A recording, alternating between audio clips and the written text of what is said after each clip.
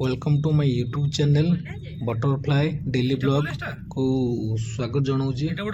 आज आम जा माँ हिंगुला पीठ को अनुगुल जी अवस्थित अवस्थान कर चलते आम बाहर पड़ू ढेंकानाल माँ हिंगुला पाखक दर्शन पाई। जय माँ हिंगुला चलते जा आमर ढेंकानाल टोटाल डिस्टेंस हूँ 78 किलोमीटर। आमर यू एक्चुअली अनुगुल हूँ 60 से अनुगुल तो 18 किलोमीटर हूँ माँ हिंगुला पीठ। चलतु आम ए जाऊँ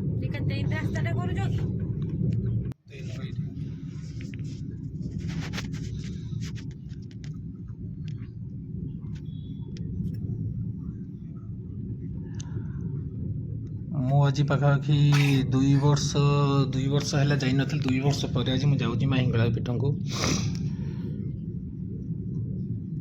एक्चुअली माँ मु शुणा पाए जे माँ हिंगुला एक्चुअली प्रत्येक देवी ठाकुराणी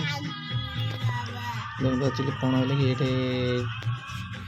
बोरिंग लगुले से गोटे गीतटे बजे एक्चुअली है कि चलते ए जा माँ हिंगुला पीठ को।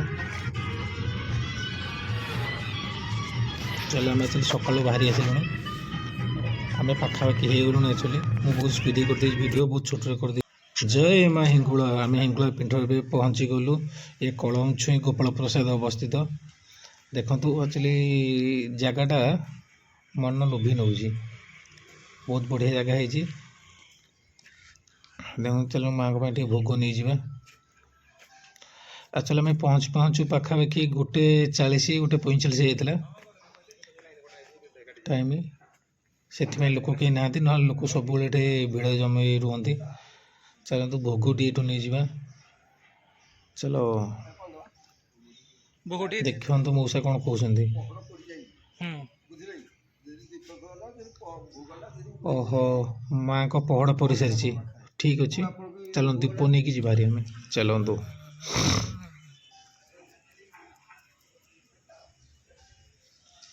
यही गोटे जिन मत भल लगुच देखो हाथ गोड़ धोयापाई सबुठे टैब लग जाइए। वाओ टॉयलेट भी अवेलेबल सुविधा अच्छी ये नाइस भल जिन गोटे।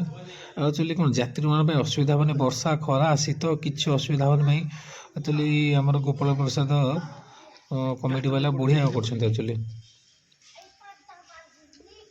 मैंने लोक गोड़ तातीबनी खरा जो मैंने आसुँच से गोटे उपर वाह बढ़िया लगुच कि कह पड़ना आप देखते निजे ये जिन भल लगे ना कि सेमती है ना किसी ना पूरा देखो माँ को पाख आम जाऊँ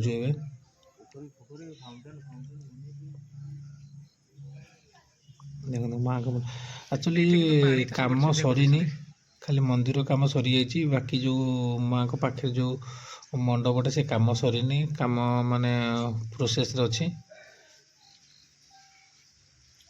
देखो ये माँ बसी लिखि दिखाई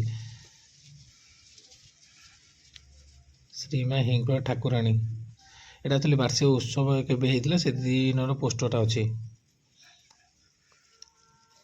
देखो तो माने केमती लगू जान ना काम चली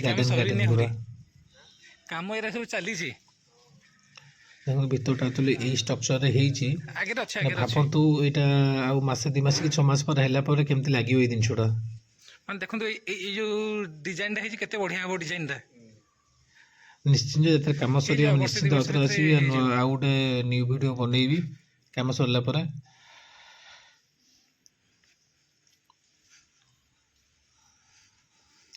देखो सतरे से मौसा जो कहते माँ को पहड़ पड़ सारी सतरे पहड़ पड़ सारी से अनेस्ट लोकटा से कहला मुझे भोग बिकबिनी जे माँ मत माने श्राप देवे।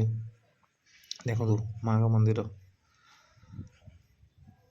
देखो हो ठीक अच्छे आम धूप जो आनी दीप ये जाल देकी माँ को दर्शन माने मुंडिया मारदे जा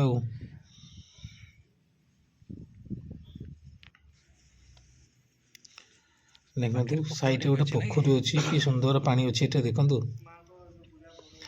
ଆକ୍ଚୁଆଲି ବହୁତ ଲେଟ୍ ହେଇଗଲାଣି, ଆଉ ଦର୍ଶନ ହେଇନି, ଆମ ମନ୍ଦିର ଚାରିପଟେ ବୁଲି ପାରିବୁନି, ସେଥିପାଇଁ ଆମେ ବୁଲି ପାଇଲୁନି। ଦେଖେଇଦେବି ଦେଖନ୍ତୁ, କାରୁକାର୍ଯ୍ୟ ବହୁତ ବଢ଼ିଆ ହେଇଛି। ଏକଟା ଦେଖେଇ ଦେଉଛି, ଭଲ ଡିଜାଇନ ଏପଟକୁ ହେଇଛି କିନ୍ତୁ ଚାଲନ୍ତୁ ଦେଖିବା, ଟିକେ ଦେଖିବା। ଭଲ ଡିଜାଇନ ହେଇଛି, ପୁଣି ହବ ବି କାମ ହେଇନି କିଛି ନା। ଏଇ ପାଳି ତ କିଛି ମୁଁ ଦେଖେଇ ପାରିଲିନି ଠିକରେ ସବୁ। ନେକ୍ସଟ ଟାଇମ୍ ଭିତରେ ଭିଡ଼ିଓରେ ଦେଖେଇବି, ପୁରା କ୍ଲିୟର ଦେଖେଇବି। କାମ ହେଇସାରୁ ମୁଁ ଆସିବି ନେକ୍ସଟ ଟାଇମ୍, ପୁରା କ୍ଲିୟର ଦେଖେଇଦେବି। ଏବେ ମୁଁ ଯାଉଛି,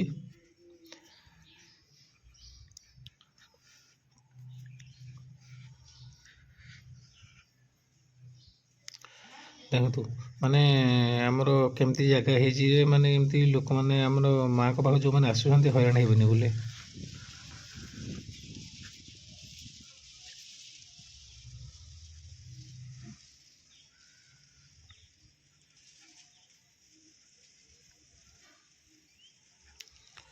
ଭଲ ଲାଗୁଛି, ଜାଗାଟା ବଢ଼ିଆ ଲାଗୁଛି। ଆମେ ଏବେ ବାହାରି ଆସିଲୁଣି, ଦେଖନ୍ତୁ ନାଇଁ ବଢ଼ିଆ ଲାଗେ। ତାହେଲେ ଏସି ହଣ୍ଡ୍ରେଡ ଲଗା ଯାଇଥିଲେ ନା 100% ଦେବି ଆମ ଗୋପାଳ ପ୍ରସାଦ ଗ୍ରାମବାସୀମାନଙ୍କୁ, ଯିଏ ଏଇ ଏ ଯୋଉ କାମ ତଳଟା ଚାଲି ଚାଲି କରିଛନ୍ତି। ଯିବ ଯୋଉଟା ବହୁତ ବଢ଼ିଆ ଲାଗୁଛି। ଆଉ ଆମ ସରକାରଙ୍କୁ ବି ଆମ ନବୀନ ସରକାର ଲଗେଇଥିଲା। ଆଉ ଇଏ ଯୋଉ କହିଲା ଆମେ 4ଟା ଦ୍ୱାର ଖୋଲିଦେବୁ, କିଛି ଲାଭ ହେଲାନି। ସେ କରିପାରିବେ କି ଲୋକ? ଠିକ୍ ଅଛି। ଖୋଲିଦେଲେ ଏବେ କେତେ ଆମର ଦିନ ଭିଡ଼ିଓ ପାଇଁ? ଏଇଠି ଶେଷ ହେଇଯିବ। ପୁଣି 4 ଦ୍ୱାର ପୁରା ଦେଖାଯିବ ନେକ୍ସଟ ଭିଡ଼ିଓରେ। ଜୟ ଜଗନ୍ନାଥ, ଜୟ ମା ହିଙ୍ଗୁଳା। ଏବେ ଆମେ ସେଟା ଯାଉଛୁ ଆକ୍ଚୁଆଲି ଢେଙ୍କାନାଳ। ସେଟା ସେମାନେ ଯଦି ଜାଣିଛନ୍ତି ମୋ ଯାହା ଭିଡ଼ିଓଟି ହେଇଛି ଭଲ ଜିନିଷଟା। ଲାଗିଥିବ ତେବେ ଲାଇକ୍, ସେୟାର, ସବସ୍କ୍ରାଇବ୍ କରିବାକୁ ଭୁଲିବେନି। ନମସ୍କାର, ରହୁଛି, ବାଏ।